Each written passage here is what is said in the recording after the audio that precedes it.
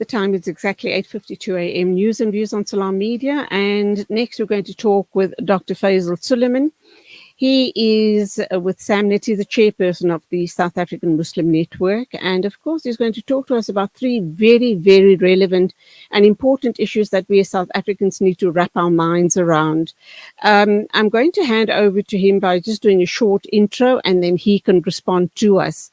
The statement starts as follows. Attention imams, masajid trustees, lecturers. Any platform with a public presence must be used to talk about the following and encourage the audience to act. So we're waiting, ready and willing, and I hope our community and the rest of South Africa will act upon these issues, because it's going to have a huge impact on our lives, Faisal. The first one being, and I'm horrified to even verbalize this, but the first one being sex education for young children in the foundation phase of school. Goodness me, what are these people thinking? Point number 2, the South African elections, which is just around the corner. And number 3, last but definitely not least, Gaza and Palestine. Assalamu alaikum to you. Welcome. And over to you to respond to those three very, very important issues. Wa alaikum salam wa rahmatullahi wa barakatuh, Julian. Thank you so much to you and Salam Media for affording us this opportunity. So you're quite right. So what we did is we put out this call to action, not specifically, but asking that our masajid, those who go on radio, those who go on television, platforms like this, influences, whether it's an istima, or whether it's an urus, whether it's a talim program, that we cannot be oblivious to only talking about spirituality when we have three of these imminent issues right on our doorstep, and therefore the call to people to use a few minutes of the Jummah lecture, whatever time they have on all of these platforms, just to educate the public, to conscientize them, and to call to action. So the first one, so there's two parts, right? One is the sexual education, and anyone who has seen, I haven't seen those books, but I've seen videos of them from the United States and elsewhere. It's literally soft porn to our children, but with that now is this thing called the ECE toolkit, which is teachers are being trained. I'm not sure how many parents know this, the public know this. The parents, teachers are being trained at the moment to roll out the new education system from ages 0 to 9, that basically and I'm now almost going to quote you from the handbook, the ECE handbook. So a teacher is now going to be trained to tell a child that what your parents have told you, that you're a girl or a boy, is not necessarily true. It's not true. Ooh. You don't have to be called he or she. You can be called they or them. And your belief system has been false, that you can be anything you like. And they're also pushing for in this foundation phase, that if a boy says now I identify as a girl at 8 years old, he must go to the girls' toilet. So this is in the handbook. So Freedom of Religion SA have done superb work on this, even Dear SA. And instead of us reinventing the wheel, we're saying to people, go to the Freedom of Religion website, which is www.forsa.org.za. They've done all of it. It's all there. You just have to, there's even a section for you to object. Now, the sad part is a group of people, a working group consisting of Christians, churches, almost representing a constituency of about 20 people, including UXA and various alims, try to have a meeting with the Department of Basic Education and to discuss their concerns. And the Department of Basic Education basically said to them, we don't have to consult with you. You can bugger off. Basically, that's what it was. And that we do not want the South Africa is a secular state. We don't want religion and the state mixing. However, they say that, but this transgender ideology is literally like a religion. So they're forcing this religion called transgender ideology down our throats without consulting governing bodies, without consulting the parent body, without consulting the public. This is an agenda that comes from Europe. This particular ECE toolkit was funded by a NGO in Belgium called VVO, with links to the likes of the Soros, and they all, when you trace them right to the top, it comes down to the same sort of ideology and agenda. There's one world order agenda, break up the family unit, break up spirituality, make us subservient to the state, so we believe the state is correct in everything, and the state is our guardian, and not our religion, not our tradition, not our culture. And so they gave a 40 million rand to Stellenbosch University in the department to develop this toolkit. And now, really, we don't know how much other money was donated to the department and to roll out this. And we're saying you need to object. When you see ANC councillors and all of these people coming to you, you need to tell them we're not interested in this. You're going to lose votes because you're forcing this toolkit. You're forcing the teachers to do it against their religious principles, and not just Muslims. The Christians are upset about it just as much, and you're forcing it down our children's throats. So what about? Can I just interrupt you here, Faisal? What about our constitutional rights being transgressed?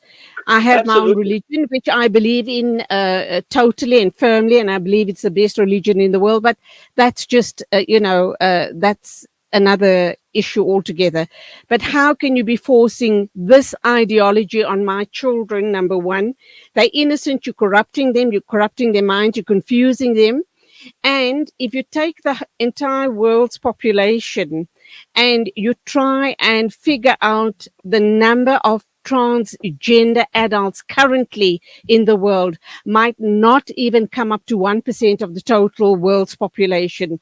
So why are they doing this 1%, trying to influence the rest of the 99% of the world? My figures might be out, but what I'm trying to convey here is the number of transgender people are minute compared to the rest of the world. Oh, I imagine much less than 1%. If there's 7 billion people, 10% is 700 million, 1% is 70. I doubt we have 70 million people nationally, all over the world who subscribe to this particular transgender agenda. So to answer your question, there's an agenda to make us dependent on the state. There's an agenda to make us impervious to right and wrong, to break up the family unit, to break up religion, because at the end of the day, when one looks at Gaza, even for that matter, Northern Ireland during the conflict, a lot of the resistance to the one world order has stemmed from faith, has stemmed from religion.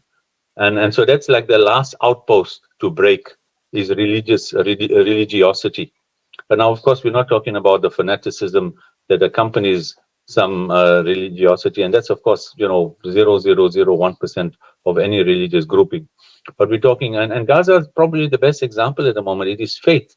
It is the belief in God that has kept the Palestinians strong and resisting and fighting not just Israel but Europe. That's the last outpost to break.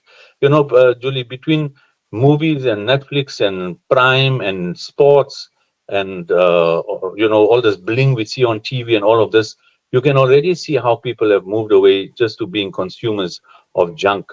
It occupies your time, your mind. So the last outpost is religion, and this is how you don't tell people, oh no, stop going to mosque.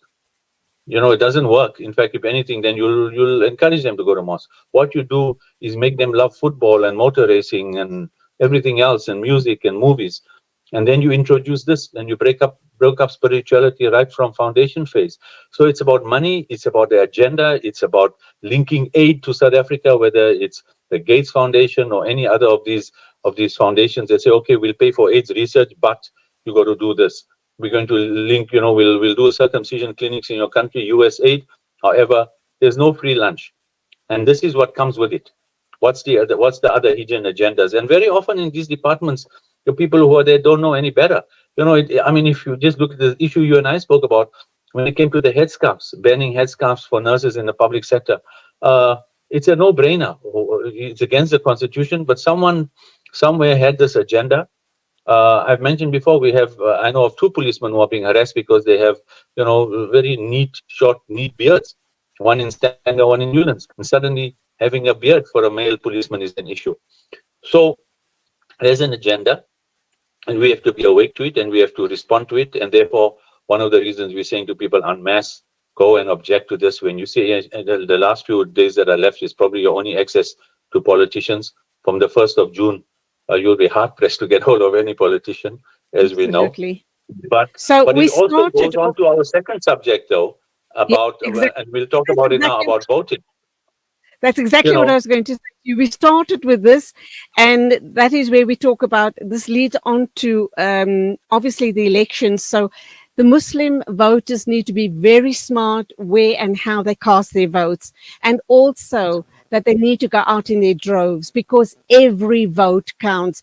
Just to backtrack for a minute, Faisal, regarding this whole sex education that they're forcing onto our children. Is there anything at all, apart from talking about it and making enough noise about it, can parents dig in their heels, school governing bodies, absolutely. and absolute saying not on? You're not going to force that rubbish down my children's throats. We object. And I mean, the money could be better used elsewhere. We've got issues. We don't have enough state hospitals. We have people that are dying. Our schools, the Yeah. state. You see, this money, Julie, comes with an agenda, the money that's Yeah, being donated towards this, right? So if these people aren't interested in what's good for you or your country, they're interested in a particular agenda, which is part of a broader, the global reset, the Klaus Schwab's of the world's reset. People must go look that up. It's actually dangerous stuff. The one world order combined with the global reset. So you have that. And therefore the objective on the for freedom of religion 4sa.org.za website, you can contact SAMNET 08433333979. We will send you an entire list that contains the tweets, the emails of the Minister of Basic Education, the presidency, where you can object, etc. So it's not difficult. 08433333979, or on our website you'll find the details, and we will send you the information. But the easiest at the moment, and probably the simplest, is to go to that website and register your objection, and it gives you all the information there that you need to know as well. okay. Good. Faisal, we've So run out leading of on to time. that, Can you, sorry, we've run out of time. Can you very quickly touch on Gaza and Palestine before we wrap up? I think it's boycott, important. boycott Clover, boycott this scam, boycott Cape Union Mart, and boycott what's the fourth one there? Well, the big ones that Muslims are still seeing support. I get Hindu people messaging me and showing me number of Muslims that are still in this scam. Those three, this scam, Tiva products, there's a perfect alternative suite. The other one is, if we don't have time, so those are the four: Tiva, this scam, Clover, and Cape Union Mart. The last one, Julie, before we say anything, go look at the SAMNET survey. It asks you questions about politics. Same, it's on our website, samnet.co.za, or the same WhatsApp number, we'll send it to you. Importantly, we now believe there's a strong case for voting for Muslim parties, probably Allied Movement for Change and or Al Jama.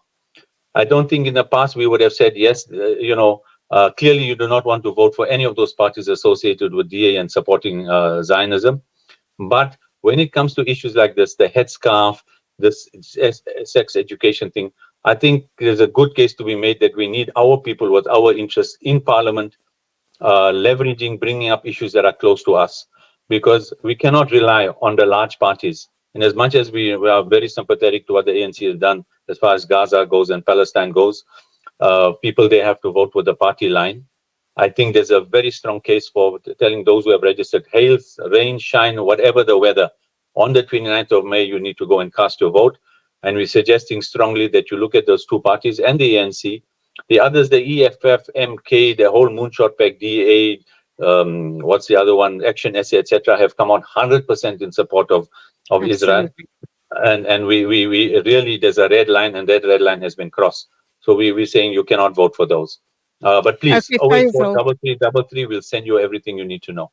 Inshallah, I'm so sorry to cut you off like that, but we have run That's out fine. of time. But we will That's fine. have a lengthy discussion sometime in the near future. Go well, Inshallah. and salam alaikum to you. Alaikum salam. Thank you again. 6 after 9 o'clock, time for us to go for our news bulletin. But before we do, I need to share something important with you.